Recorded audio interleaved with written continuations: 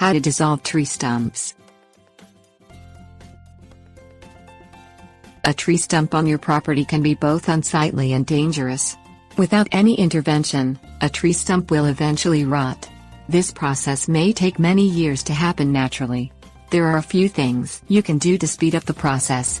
Microorganisms are responsible for eating the rotting wood. By fertilizing the stump and keeping it moist and covered, you will give the microorganisms the best environment to do their work. Cedar, mulberry, osage orange and locust trees take the longest to rot.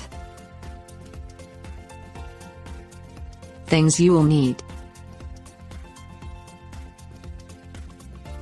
chainsaw, drill with 1-inch bit, plastic tarp, 4 bricks or heavy stones, fertilizer with high nitrogen content, sugar.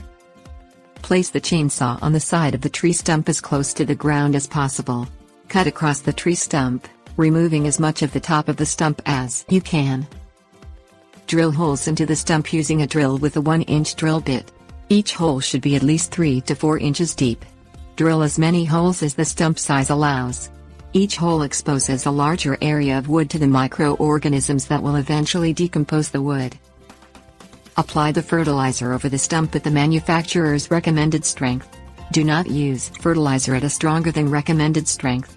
Excessive nitrogen levels can burn the beneficial microorganisms. Cover the tree stump with a plastic tarp. Place 1 brick at each corner to keep the tarp in place. Check under the tarp every few months.